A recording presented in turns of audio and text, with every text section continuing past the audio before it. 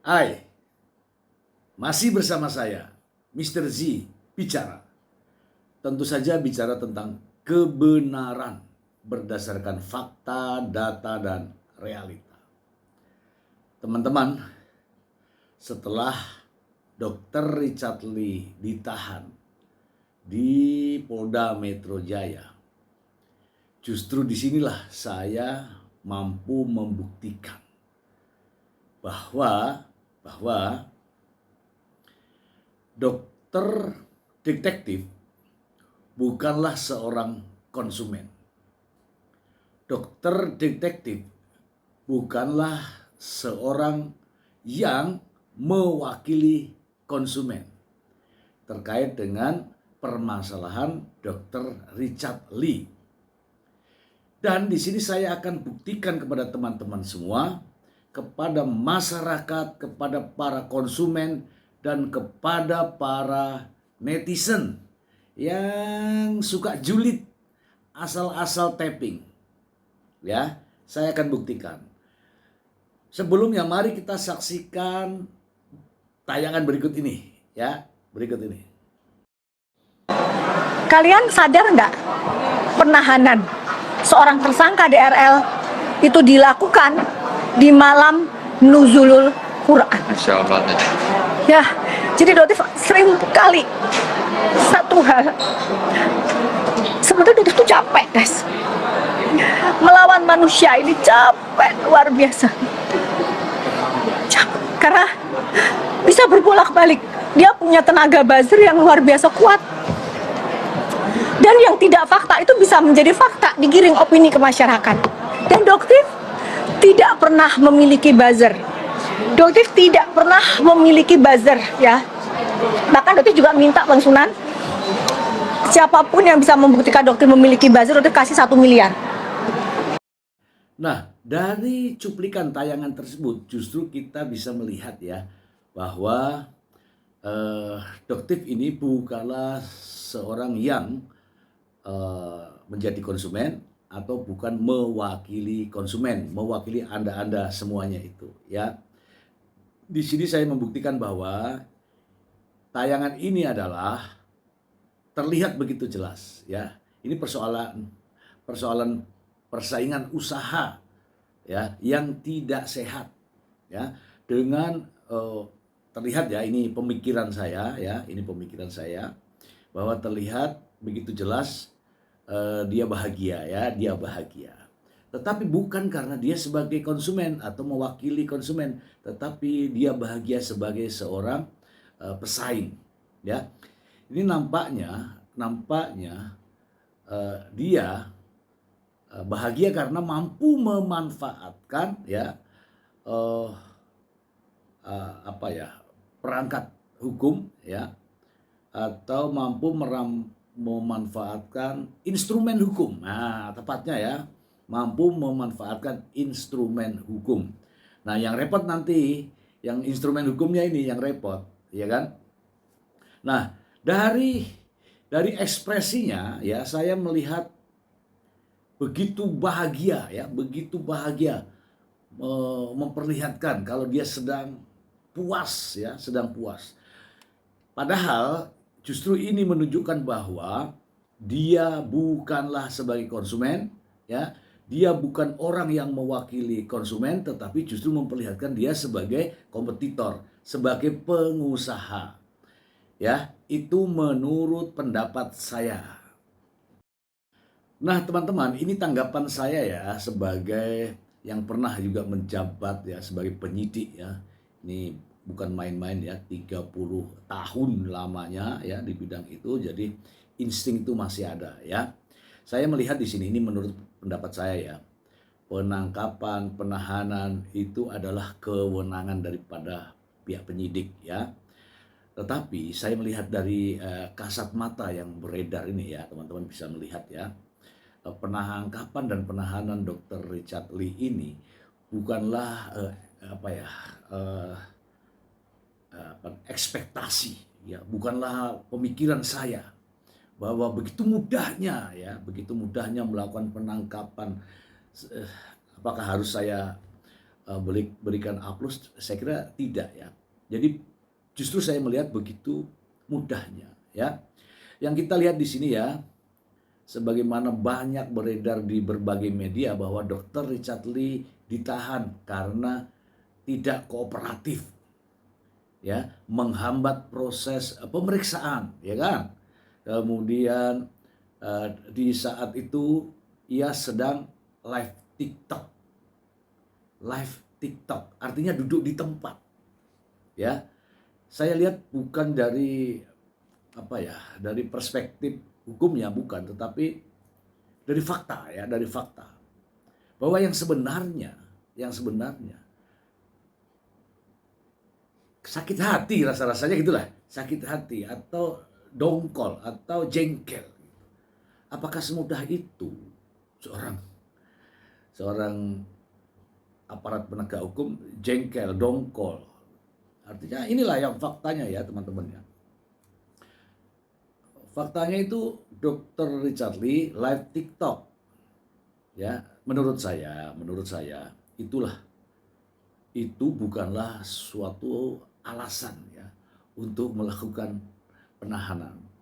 Miris lah kalau diurut dari berita-berita ya, beritanya rame itu. Richard Lee ditahan, Richard Lee akhirnya ditahan karena live TikTok. Ini sungguh di luar pemikiran saya.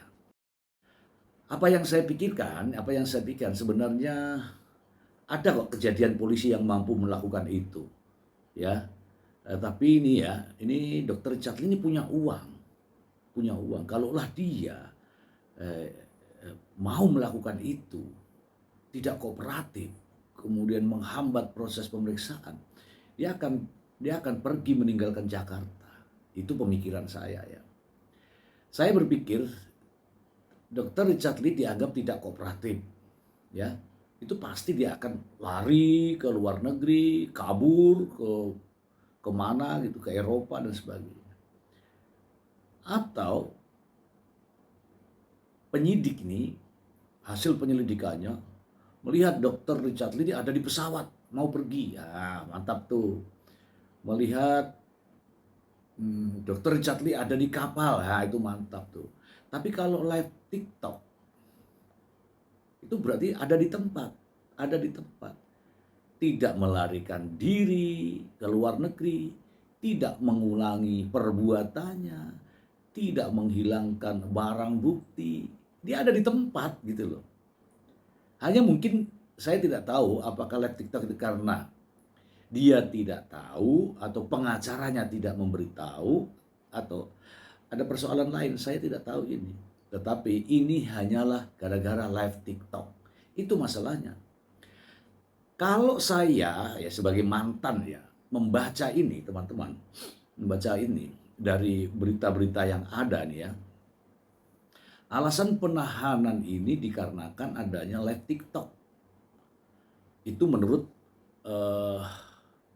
berita. Maka dapat disimpulkan gara-gara live TikTok inilah Richard Lee ditahan. Gitu kan? Nah, kalau itu alasan subjektif. Alasan yang bisa saja kita buat gitu loh.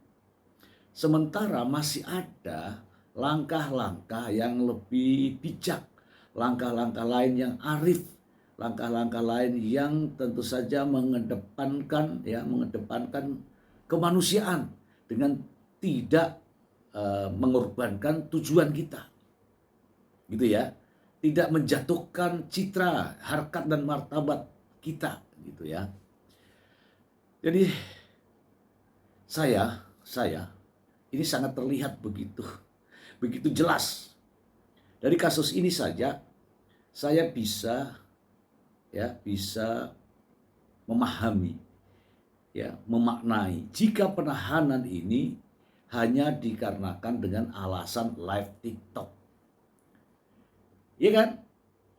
Sayang sekali gitu loh. Jadi sangat disayangkan gitu ya. Saya sangat disayangkan hanya gara-gara live TikTok sehingga apa yang disajikan kepada kita ini, masyarakat ini, apa yang diperlihatkan kepada kita ini kebijakan yang terkait dari yang berkaitan dengan Dr. Richard Lee ini nampaknya ada sesuatu ya, tanda tanda tanya lah ya, tanda tanya. Kok bisa ya? Kok bisa ya? Dengan pemikiran yang begitu hebat, dengan kedudukan, dengan posisi yang begitu hebat, tapi hanya gara-gara live TikTok kemudian naik darah lah, katakanlah gitu ya, emosi, jengkel dan sebagainya.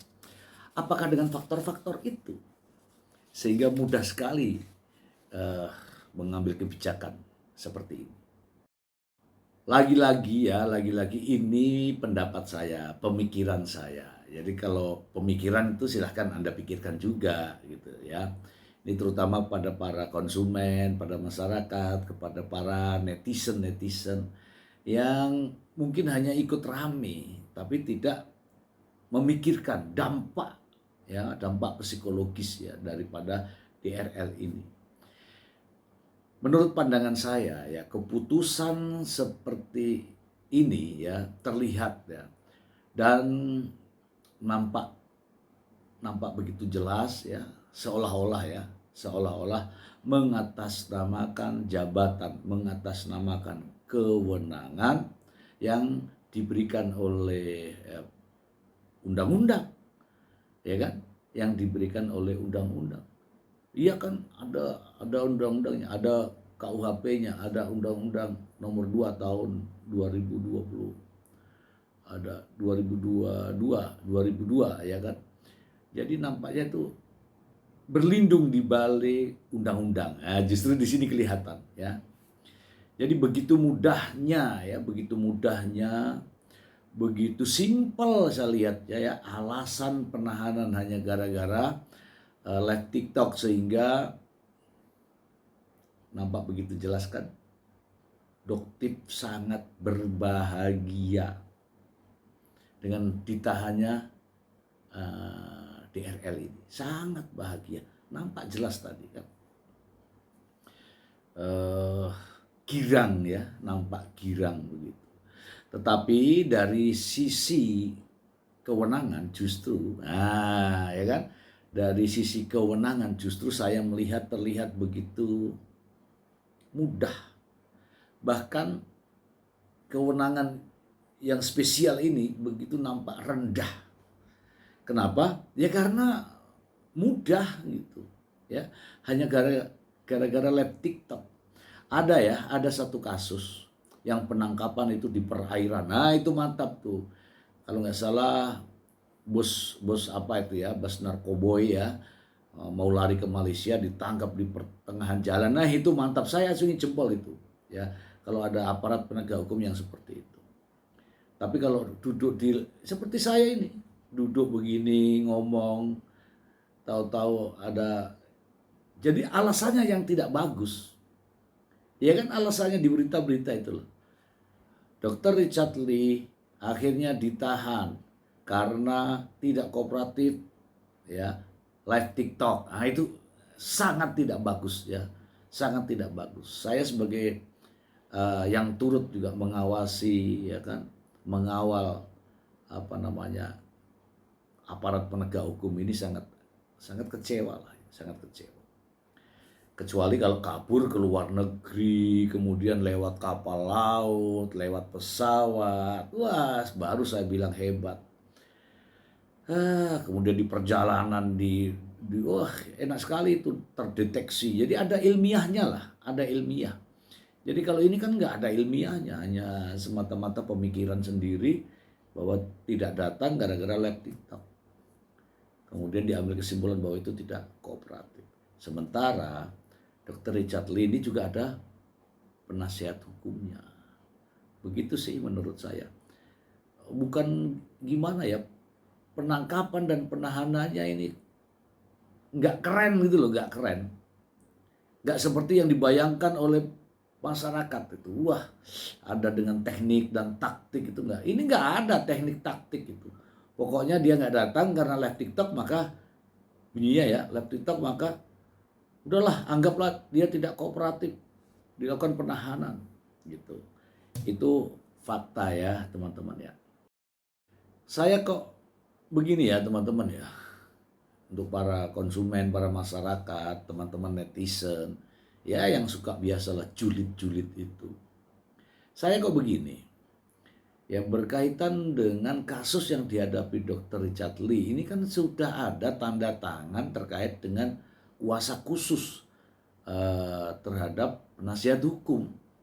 Artinya hal-hal semacam ini saya kira penyidik bisa koordinasi dengan penasihat hukum. Bisa. Bahkan penyidik bisa menghubungi langsung kepada Dr. Richard Lee, kenapa kok tidak hadir? Saya ingatkan ya, saya tunggu ya jam sekian ya. Itu bisa juga disampaikan kepada penasihat hukumnya. Tapi kan nampaknya tanggal 3 tidak hadir, tidak wajib lapor, tanggal 5 tidak wajib lapor karena live TikTok, tanggal 5 ditangkap kemudian ditahan. Nah itu kan kayaknya hanya tempo 2 hari dan masih ada di rumah ya. Bukan keluar kota, bukan. Ada di Jakarta. Bisa kok dideteksi orang-orang yang menjadi target itu sudah bisa dideteksi. Tapi faktanya ini ditahan gara-gara live TikTok dianggap tidak kooperatif dan menghambat proses pemeriksaan. Padahal dia masih ada di rumah, ada di Jakarta, tidak keluar kota, bahkan tidak keluar negeri. Kurang seru gitu loh, kurang seru ya, kurang nyentrik lah ya, kurang nyentrik. Jadi saya sebagai mantan penyidik, nampaknya ini kalau diberitakan tuh kurang wow gitu kan. Yang bahagianya Doktif, membuat Doktif senang, bahagia, ya kan? Itulah faktanya, ya. Ini menunjukkan bahwa Doktif, ini teman-teman semua juga harus dengar ya, Doktif bukanlah konsumen. Doktif juga bukan mewakili konsumen. Ini pure persaingan usaha tidak sehat yang memanfaatkan instrumen hukum, memanfaatkan aparat penegak hukum. Ya, saya Mr. Z ya setidak-tidaknya ya pernah juga menangani hal-hal semacam ini, hanya menghimbau saja. Boleh ya penahanan, penangkapan itu boleh, itu kewenangan kita. Tapi yang ya jangan mencederai ini kan masyarakat disajikan, jangan mencederai kewenangan kita sendiri gitu ya. Gara-gara live TikTok Dr. Richard Lee ditahan, coba ada alasan lain nggak? Gara-gara kabur ke luar negeri, gara-gara meninggalkan kediaman, gara-gara mempengaruhi saksi-saksi, gara-gara menghancurkan, merusak barang bukti, baru itu keren. Baru penyidik. Mantap. Saya suka itu. Semoga bermanfaat. Terima kasih. Bye.